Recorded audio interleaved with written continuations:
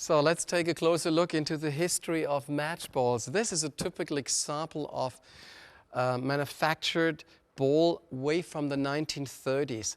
I mean, there was always, for all the decades, certain FIFA regulations that we, of course, had to fulfill. But at that time, Adi made footballs, boots, but not footballs. This took until basically the mid-60s when he, for the first time, actually also produced footballs. And it was actually made out of France in a little village called Detwiller.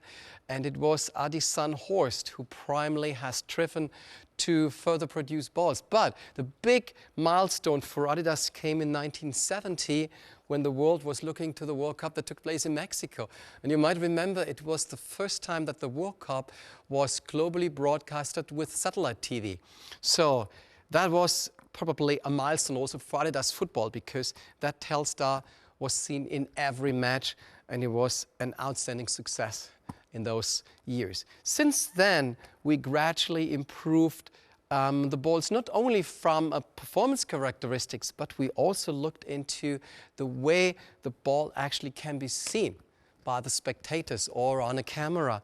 And I think the next big milestone came with the Tango that was developed for the World Cup in 1978. This Tango design almost gives you the impression of 10 identical circles that were seen on the ball.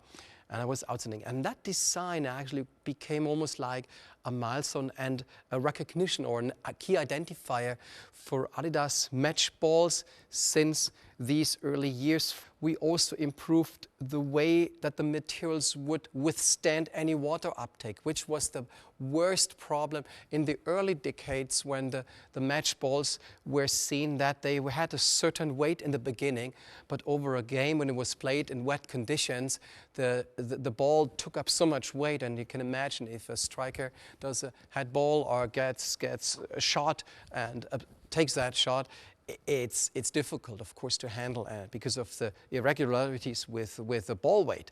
So we worked from that side.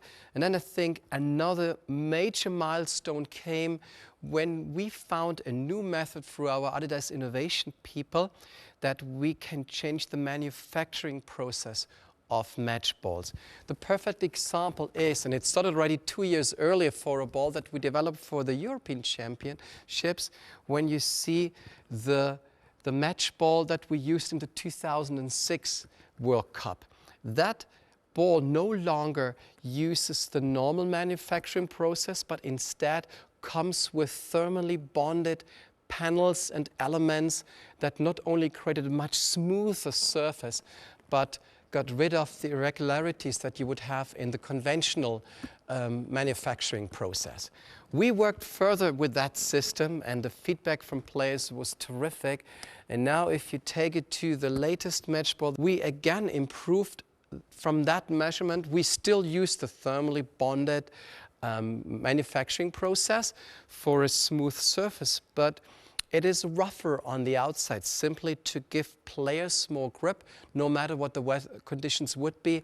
And the extremely stable flight characteristics is what the players' feedback was mostly all about. So I think if we see where we now are in 2010, if I'll take you back where we started, or where actually the first footballs, not Adidas at that time, but where the first footballs were seen in 1930-something, we've come a long way. They measure the same, but if, let's say, we would both play now in wet conditions, that one probably would weigh maybe twice the weight it has now. This one would stay exactly the way it is, and no matter what the conditions would be,